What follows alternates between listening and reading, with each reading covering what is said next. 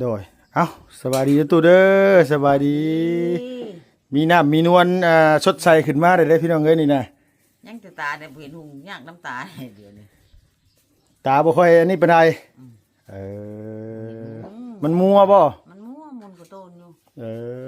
ไปเรื่อยกินข้าวกินน้ำว่าได้ใดบ่เชฟบ่ปานใดบ่ปานใดยังบ่ปานใดเนาะบ่ปานใดกินข้าวโดยกินได้กะจี้ได้ยำได้กะปากเหนียวแล้วก็เอาน้ำรองลงเฮาเว้าอยู่ต้มข้าวเอาผู้มาแต่นครเพ็งมาแต่ลีพีผู้อาจจะมาเมื่อคืนนี่ไปเที่ยวลาวใต้ผู้ไป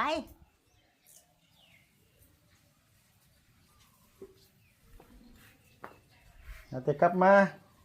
ก็เลยว่าสิบริชวนไปยามแห้วพอเลยนะบ่าวฉะนั้นนะ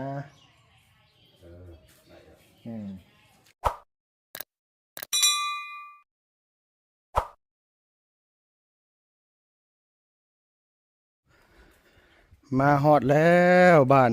โคกใหญ่เมืองอุทุมพรแขวงสวรรณเขตเนาะพี่เนาะ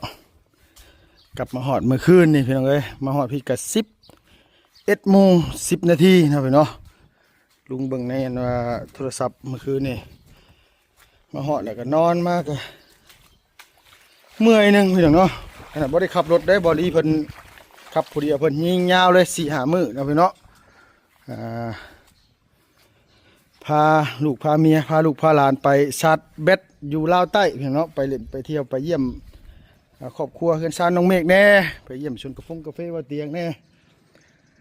กลับมากันเลยมาถามอาการไม่ตู้ก่อนพี่น้องเอ้ยเนาะดีขึ้นหรือยังหายใจสะดวกสบายหรือยังมาเยี่ยมมายามให้ทั้งย่ายๆเพิ่นเบิ่งก่อนมามอบเงินมอบทองพาไปหาหมอแล้วดีขึ้นหรือยังเศร้าขึ้นหรือยังไม่ตู้ก็ได้คันว่าดีว่าเศร้าก็เขาก็ดีใจนะผู้ใหญ่เพิ่นก็ดีใจเฮ็ดบุญเฮ็ดทานได้อันว่าบุญได้กุศลก็ดีแหละพี่น้องเอ้ยเนาะไปไหนแล้บุกเอ้ยโตน่ะคือสิบ่โศกบ่เศร้าปานใดเบิ่งนี่คือสิว่าดีขึ้นนะเบิ่งนี่เนาะนี่ได้ชิมเบิ่งว่าวน้ำลุงเฮิมก่อนรถบ้านเราเนี่ยไทยลานเมื่อเราบ่ได้ยังไงโดยเอ้าสบายดีตู้เด้อสบายดีมีน้ำมีนวลสดใสขึ้นมาได้พี่น้องเอ้ยนี่นะยังจะตาเนี่ยเห็นหุงยากน้ำตาเดี๋ยวนี้ตาบ่ค่อยอันนี้ปานใดมันมัวบ่มันมั่วมันก็โตนอยู่ไปเรื่อยกินข้าวกินน้ำว่าได้ใดบ่เชฟบ่ปานใดบ่ปานใดยังบ่ปานใดเนาะปานใดกินข้าวโดยกินได้กะจี้ได้ยำได้กะปากเหนียวแล้วก็เอาน้ำรองลงเฮาเว้าอยู่ต้มข้าวเอาทำหุงข้าวเจ้าอื่นไว้ที่มันอ่อนเนาะแม่นแล้วนั่นแหละบ่ได้อยู่หน้าบ่ได้โดยมีหยังไปใส่เดี๋ยวบ่ได้อยู่หน้าบ่ดอกอ้าวประเด็นเฮือนบ่มีซะบ่มีเฮือนก็ได้เนาะนี่สิเวหันเวนี่เฮ็ดหยังพริกกระโขดเต็มหม้อเต็มโดยบังนึงหั่นน่ะบ่ได้เด้ไปเอาพักเลยพักหยังหูยเวขึ้นไปโถน้อยนี่ก็ได้ดอกบัวซื่อนะสิเล่นเวะไปสั่งมันเสียเวลาบอกว่ามาแต่เช้าล่อไป9:00 น 10:00 นจังมาโคไปยังติบอกตัวเองเด้อพี่น้องเอ้ยนี่นะบอลี่เพิ่นนัดลุงมันว่าไปยามแห้วแลนแต่เช้าว่าซั่นว่าลุงเฮิมไว้ว่าซั่นว่าบ่ได้ไปยามแต่เฮิงเลยจักสิได้หรือบ่พี่น้องแดดก็บ่เห็นหน้าซ้ำแดดก็ได้มันฝนบ่ตกเลยแล่นบ่อยากลงปานใดเด้กันฝนคันว่าฝนตกน่ะคันมันร้องแลดเบิ่งแหน่มื้อนี้น่ะสิบ่แม่น 4-5 โตพุ่นน่ะแล่นน่ะเนาะตู่เนาะมันฝนตกหลายมื้อนี่มันแลดขึ้นนี่ว้ายซ้ำสิเอาแม่งใครถือได้ใช้เพิ่นน้ำเมื่อกินนี่พูดโลดพุ่นโดยพ่อบ่จะพ่อไปจะเล่นให้เจ้าไปบ้านเนี่ยแม่เล่นให้แม่จังไปโดยว่าดีควัดอยู่หั่นไปบ่ได้บ่ายโมงเดี๋ยวจะไปวะเมื่อวานนี่นะแล้วได้ลำหน้านะเปล่าแล้ววันนี้เอาสวัสดีเด้อสวัสดีคือสิบ่เครียดไปแล้วเนาะอันว่าเงินในกระเป๋ากับมีได้เนาะโอ้ยก็อันนั่นแหละว่าในใครแน่อยู่ครับใส่นั่นก็ ใส่พี่ให้เนี่ยนำให้เราแล้ว โดยโดย ใส่ขี้อ้ายยังไปเอาคืนได้บัดนี้ เดี๋ยวอยากได้ผู้ชอบหนึ่งว่าชอบชื่อเอา เอ ผู้ อ ได้ชอบหนึ่งว่าเพราะได้ ให้มันเข่างาม โดยโดยซื้อมาใส่รถแล้วพูดก็ได้ เพราะว่าได้ให้มัน จะหันกับโอ้หมูก็บางงามอยู่ โดยโดย นี่เดี๋ยวก็จะพาเจ้าไปเบิ่งมื้อนี้แล้ว เออ รอไปหันแล้ว น่ะยังบ่ยอมอยู่ข่อยจะเฝ้าไปดง กับผ้ากับพรีแล้วไปหันเด้อเนาะ เออมันยังมาตาบ่เห็นหุงยังมาคั่วหาอันนั้นอยู่ ต้มน้ เออระวังได้น้ำห้อนได้หั่นน่ะ เอ้ยแล้วโอมไป ำใส่ลายเสียบลาย มันยังอันน่ะสลายเลย ชุดโดด เป็นนัว ชุดโดด กำลังเตรียมนั่นว่าเจลพี่น้องเอ้ยเตรียมแนวอยู่แนวกินกับข้าวกับน้ำไปป่าก่อนพี่น้องเนาะมื้อนี้เฮ็ดไว้จักลังก็แห้วนะ โอ้ประมาณ20-30นี่แหละ เออ ใช้เหมือนกันบ่เนี่ยใช้เหมือนกันเราได้เนาะ ใส่กันแล้วสิเป็นหยังมันสิเป็นหยังโอ้ยเนาะปิ้งกระหอกเด้เนาะเบาเนาะ แม่น ถ้าแปลกเนาะ เอาน้ำแม่เข้ามา เดี๋ยวว่าเอาเม่นอันว่า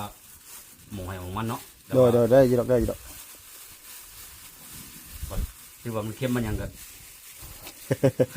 คนเคิงเนาะ คนเคิง ปั่น โดย คนเคิงเลยทางไปทางมันเนาะ ก็สิไปอาจสิบ่ได้ข้างคืนดอกพี่น้องเอ้ยว่าสิกลับมาตอนเลิกๆนั่นแหละแต่ว่าเพราะว่ายันไม่ตู้แล้วอันนี้กลางคืน อันว่าให้หลานมา ร้านมา หลานมาอยู่โทรบอกหลานแล้ว โทรบอกได้บ่ เราว่าหลานเลยมาหลานมา โดย เด้อว่ะ โดย สิไปหาบ้านลุงเฮิมไป หากิน นั่นก่อนว่าไปเที่ยว อย่าเข้าไปป่าเลยพี่น้องเอ้ยบ่แม่นหยังมักต้องมักไม้มักตอกคันมีโอกาสสิถ่ายพี่น้องเบิ่งอยู่ดอกอยู่ป่าอยู่ดงก็ได้เพราะว่าบ่ได้ถ่ายอาจจะเหิงลงไปลาวใต้ก็ถ่ายเห็นว่านี่โอ้ต้มยังนี่ต้มหมกหอยบ่นี่นะ น้อย โอ้หมกหอยหอมพี่น้องเอ้ยออกถ่ายได้ยามนี่เนาะเบาเนาะ แม่น ป้าพี่น้องเอ้ยมีแต่หมากงามๆมีแต่หน่วยงามอันนี้นะ ร้านมาเองนี่เลย โดยมันแม่เพิ่นเว้าอยู่เมื่อกี้นี่ตู้เอ้ยเพิ่นว่าไปกับไปป้าก็อันไปหาเก็บหอยเพิ่นคุยกลัวเพิ่นว่าหอยนี่หอยธรรมชาติแต่พี่น้องเอ้ยบ่ได้แม่นว่าหอยแบบว่านี่เนาะไปตู้เนาะหอยมันต้องอยู่ในป่าหลงลิดที่แบบว่ามันความชื้นมันต้องหลายนะว่าง่ายซะความชื้นความนี่มันต้องหลาย เป็นหอยมาให้ร้านก็บอกอยากกินนี้ โดยสิเอาถุงยางไปเด้อเอาเก็บหมกหอยคันมีหยังกะนี่อันว่ายาจุดกระยุงจะเบิดแล้วบ่เบา มีแต่ถ้า ตัวย่อแหละยังมันบ่บ่แม่นหยังดอกข่อยน่ะถือไปกับเดียวหนึงคันว่ามันบ่พอเด้ข่อยสิ หอยนี่คนบ่มักก็ได้หอยนี่ ฮะ คนบ่มักก็ได้ หอยหอมนี่ อืม เอ บ่ อ มักหอยนั่นพวก หอย หอยอันว่าคือหอยกี้เลยหอยคือเขากินตะกี้เด้ เออ หอยอ่ะ หอยนางรม หอยนางรมน่ะ หอยนางรมหอยนางรม แซ่บได้หอยน่ะ โดยอันที่กินดิบมันน่ะวะ เออ ข่อยก็บ่ได้มี กี้แล้วแซ่บหอยน่ะ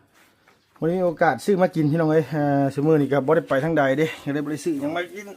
กับข้าวอันข้าวน่ะห่อไปห่อใหญ่อยู่บ่เบา ไงอยู่ เว้าบ่ได้บางเทื่อมันปวดอดนอนข้างคืนเลยก็มีเด้ เด้ถูก โดยโอเคได้ไล่มันแล้วนักถือผู้เดียวนักโพด มึงในบ้านน่ะ ทำให้เต็กซับมื้อนี้ย่างไปซับ แม่นี่ว่าโอ้ยจนปวดเนาะซั่นว่า ทงน่ะ ประมาณ3โล4โลพุ่นแหละเนาะ แต่มึงน่ะจนจะปิ้นมากว่าไปนะ ได้ อย่าง ว่า ว่า เอากระโปรงลงมาให้แม่ด้วยจะตัว เออ คือกินเห็นแม่ได้กระโปรง บ่เห็นอยู่กับปอมยามนี่น่ะพอได้อยู่ยามนี่น่ะตู้เอ้ยน้องบ่าวเนาะ เขาว่าน้ำ คือกินเห็นกระโปรงมาให้แม่ว่ะ แม่กินบ่ได้ ได้เห็น เขตปาดก็กินได้แล้วเขตปาดน่ะจับให้เราโลดคันเห็นน่ะตัวใหญ่ๆตัวไข่ๆน่ะ ว่าแต่เราได้ข่อยก็กินอยู่ โดยทั้งนั้นว่ามีตู้แล้วคลัมพี่น้องเอ้ยกับไฟอย่าลืมได้บ่าวตัวใดก็ได้อย่าลืมกับไฟเด็ดขาดตัวมันสำคัญนี่นะพี่น้องเอ้ยตัวสำคัญในกับไฟนี่ไปป้าไปดงนี่คันบ่มีไฟนี่โอ้ยอยู่บ่เป็นแล้ว บ่ได้กระเตะเราเป็นน้ำเต้าน้ำนี่แหละว่าทิ่มชัดเต้าน้ำบานเนี่ย เนาะ โอ้ลงกันนะขาดอีกแล้ว หนังยางหั้นนะมัดเอารถบ่ได้เมื่อยได้หยังปานใดแล้วเนาะลงอาบน้ำอาบในลงอันว่าขับถ่ายสบายแล้วเนาะ ทายยังอยากกันได้ว่าได้บ่ได้กินข้าวสะดวกเนาะ บ่ได้คอยกินข้าวกันแล้วเนาะ โดย แล้วก็นั่นอยู่ ก็มีแต่ว่าต้มเขากิน ต้มเขา ต้ม ธร เขา รมดาอยู่เราก็ได้นั่งมองแม่สิ โดย หันซังซ้ำนี่นั่น เอาหมอนเต็กนอนหมูนี่อยู่เนาะ โดย หัวก็ ลุงกับสบายใจขึ้นพี่น้องไอ้บ่แม่นหยังเรียนเนาะเป็นหันเป็นนี่มาแล้วมันเป็นแห้งเนี่ยจนขายให้ขายหน้าบ่มีเงินนั่นว่าเอาไว้รถจนคนอื่นเอาไปรถจนยังยันแบบว่าจนเขาเจ้าเอาไปเฮ็ดเลยสินะพี่น้องแบบว่าแห้งหน่อยเท่าไหร่เด้อนี่นะ น้องก็ว่าอยากได้เบิดนะคำได้เบิดนะกูสิให้ลุงเฮิมเบิดทางนี้ว่ะ เขาว่าเขาไปชื่อโอ้เขาบอกว่า ก็คือได้ก็เพิ่นบ่เฮ็ดก็เฮาพอได้ไปเฮ็ดกินให้เพิ่นเบิดรถเพิ่มนี่ว่ะ กินตลอดชีวิตอยู่เอาที่ตู้ แต่ว่าหันคือว่าหั่นน่ะพี่น้องเอ้ยเนาะก็ถือว่าเราบุญหลายอยู่อ้ายใหญ่ใจะดีเพิ่นก็ซอยแล้วตลอดทางอันว่าอ้ายเพิ่นก็ แล้ว อย่างเราก็คิดอกเห็นใจทั้งบริลุกมันนี่แหละยันแบบนี้แหละแต่หน้าผู้วงหลังอยู่ไปทั้งใดกัน ฝนตกลิ้นฟ้าใส่ น้ำบ่ได้ก็ขุดทางขุดเกี่ยว เกี่ยวออกก้อนหยา โดย ยาวแล้วก็ยังยก ไป ขุด แล้วโจกขึ้น ไปสับไม่ตู้ให้ไปเลยสิตู้เด้อไปพาไปไปมิแต่ว่าอันมันสวยละเพื่อฮอดอันใส่หาถุงยางสิผ้าบุ้งเพื่อแบ่งเขาก่อนบางเทื่อโทษ ห ครับ อยมันคือได้หอย เดี๋ยวฝนตกฝนลินป่ะมากวดบางนี้ได้ลืมหันลืมหนีได้ อะไรเนาะ โดย หมอกเริ่มคือยังเริ่มก็ได้เดี๋ยวขึ้นก่อนเนี่ยลืม เอาไปกับบ่ไฟก็ได้มาหาหมองลงก่อน กินบอก ฮะ ลืมอย่างก็ลืมได้แล้วคะแนนจะลืมห่อเข่าคือมื้อน่ะใช่หรอจงหาห่อเข่าว่าจะกินบุ๋มลืม โดย อยากเลยนะกูอยากเล่นมีเท่าน้อยทั้งหมด โดยหาตู้สวัสดีเด้อตู้เด้ออยู่ดีมีแห้งเด้อตู้เด้อโดยพุ่นแหละมื้อเมื่อตอนค่ำตอนแรงเพิ่นน่ะสิเฮาสิมาคันว่าท่านกับอาจสิข้ามคืนมื้ออื่นเช้าพุ่นแหละมา มาสิได้หลานมานอนนั่งอยู่ หลานมาเป็นงูเลยโทรบอกขอโทรบอกเลยดิ โดยแผลมันยังทันได้เศร้าบ่เบา ยังน้อยหนึง มันดึกเลยเนาะแต่ว่าย่างได้ปกติแล้วเหรอวะ ว่าบ้านก็ยังดึงไปรถตั้งใจนะครับ โดยพี่น้องก็สิว่าคือลุงเฮิมกับเบาลี่คือใส่กางเกงกระสั่นไปโอ้พี่น้องเอ้ยไปป่าบ่มักใส่กางเกงขายาว ก็สิบ่ใส่ถุงกันยาวนั่นมันโปก โดยแม่นอยู่ ป๋าบัดโปกแล้วนั่นพูดว่าสิไปไม่ ย่างก็ กล้าแบบเขาเห็นว่าเป็นยังเขาอ่ะโอ้ยเป็นยังบ่ เด้อ มืดครึมๆมื้อนี้พี่น้องเอ้ยอย่าหวังว่าตอนบ่ายๆแลดสิมาเนาะ คอยน่ะมีแต่เอาเครนชายและพึกใส่เอาเครนชายพึกใส่งาม มันแฮงหะแล้ว โบได้ ฮะ โบมอน แม่นเนาะ แบบมันว่าเขาใส่ลิ้นใส่น้ำกระเล็ดด้วยมอนลอยๆอย่าง โดยใช่ไปใช่น่ะเออ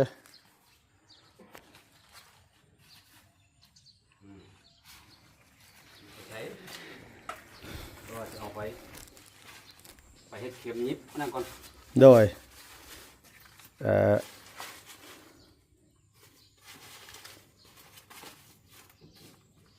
เบิ่งของเด้อจะได้แบบว่า โอ้ยเขาให้ทุบเมาส์เขาบอกให้ดูนั้น เขาก็ว่าจะอยู่ น้ำแกงเบาๆอยู่นะอยู่ห้วย เขาสิไปข้ามห้วยใช่ไหม ใต้ขัว ใต้ครัวใช่ มีสะพานลอยอยู่หน้าเหนียวลอยอันนี้ มีบ่ มีแล้ว มีสะพานลอยอยู่หันเนาะมีสะพานลอย สะพานนั่นอยู่ ตอนมันเช็คมาแทงมือเอาได้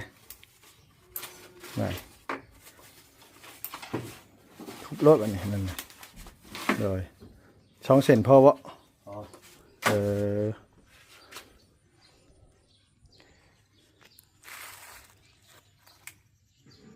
ปล่อยแท้ เนาะพอยเขายังรออยู่ เขาไล่บดนี่เนาะคือเนาะ แน่น อันนี้พอดี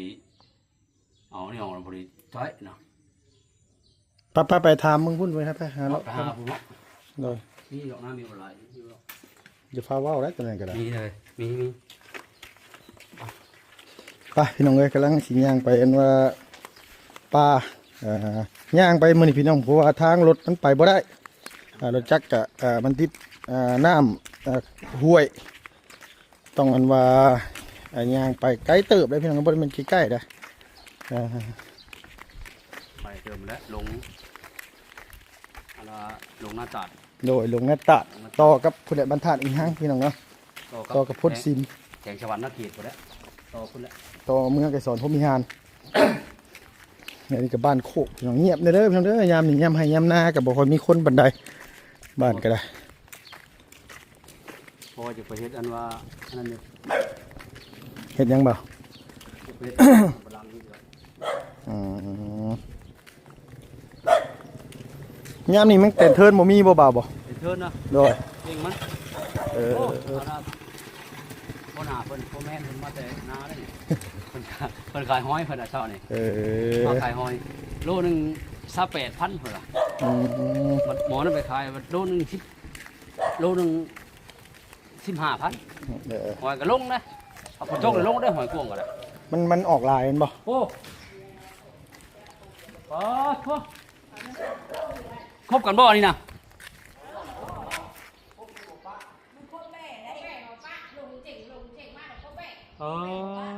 ไป โอ้ยเอา ยอม กินเลยโอ้ยแล้วพวกนี้ ยอมเลยแล้ว กินอีกแล้วพักได้เอาบ่ เอาไปเอาไหม สวยเนาะ บ่เห็นแล้วเรานอนขลออยู่ นอนได้ครับ ถ้าบ่ได้มาเยี่ยมแล้วมาแต่ไปเล่นปักซีพี่น้องเอ้ยโอ้ยเนาะ กินข้าวก็ยังเด้ ได้ไปทางจีนนอนหนาวบ่นั่นน่ะลุกไปลุกหันโอ้ย เอ้าเฮ้ย หนาวเอาสบายดีเด้อสบายดี สบายดี ว่าสิไปป้าก่อนกลับมาพุ่นแหละสิมาเยี่ยมมาหา ป้าใช่ ไปหลง ไปกันบ่ ไปยามแห้วอยู่ดีมีแห้งอยู่บ่ ดีไหมอยู่เก่าแน่ ยายเฒ่าพี่น้องเอ้ยแล้วลูกบ่ค่อยได้ปานใดล่ะ ลูกเอารถเลย ลกเอารถเปล่าเอากอเดียวพอแล้วฮะกอใหญ่หั่น ลูกเอารถเลย ลกเอารถนะ หมดแล้วเว้ย ไปข้างล่างคัน ลูกเอารถเลย เลย เนาะตั้งเสียเวลาอีกเอ้าไปป้าก่อนเดี๋ยวกลับมาเดี๋ยวสิมาเยี่ยมไอ้ตู้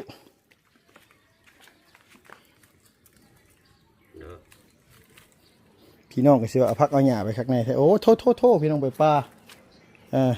ลูกมันแค่ฝนตกอยู่ รู้จังวะ คิดยังไง บ่รู้บ่ได้กินมีเท่าเอ้ยเอาไปบัด คือพอได้ย่ำแน่ที่ พอได้หย่ำแน่ เฮ็ด รู้ว่า เฮ็ดเองแน่นี่เท่าปานนี้ก็เฮ็ดเองแน่นี่ส่วนนี้ก็ บ่แล้วน่ะมาเนี่ยก็ก้อยเราอยู่นี่ มันนี่เพิ่นพักผ่อนได้ฉะนั้นมันแดดฉะนั้นเพิ่นก็เฮ็ดเวียกได้นี่ กลัวจะเท่าเป็นอ่า นี่เรื่องเพิ่นออกอยู่ วัยกลางคนอีกติ เพิ่นออกอันว่าตื่นเช้ามาหลังคดโกโชคืออันว่าเขาออกน่ะหลังคดโกโชนั่นโชหยังโชย้อนอันน่ะเฮ็ดเวียกเฮ็ดงานคดพักคดหญ้าสิเด้อ มี เลย คงได้ไง บ่เป็นหยังบ่เป็นหยัง คดพักค ไป ดหญ้า นั่น คดพักคดหญ้าได้กินเนาะ ลูกหลานมีไผอยู่น้ำนี่นะ อยู่คนเดียวนี่แหละ อยู่คนเดียวเลย ไปหน้า เคยอยู่คนเดียวนะ ไปหน้าบ่ เดี๋ยวเฮามาแต่ป่าก่อนเดี๋ยวเฮาสิมาเล่นน้ำบ่ได้ถือหยังมาเลยนี่นะถือเงินมาแสนเดียวนึงสิไปซื้อกันว่านี่เขาไปกินอยู่ ถ ป่าง บ่มีถงบ่สิ ไล่มีอยู่มาแต่เที่ยวปักเซ่ผู้มาแต่นครเพ่งมาแต่ลีพีผู้มาแต่มาเมื่อคืนนี่ไปเที่ยวลาวใต้ผู้ ไป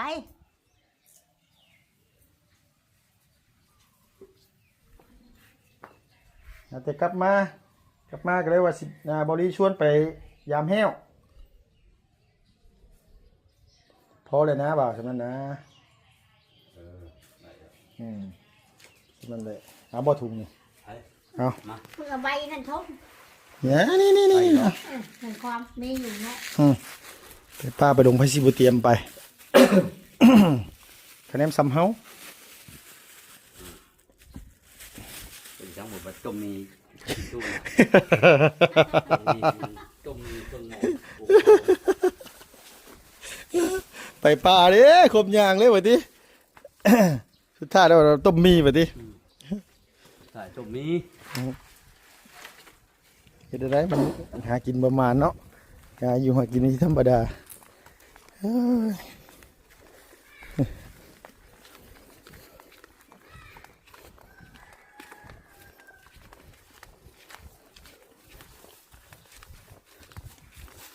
แล้วบ่ดำน้าเฮ้ย ไปหน้าไป มาละลงหลายแท้ มาติดใช้นั่นน่ะ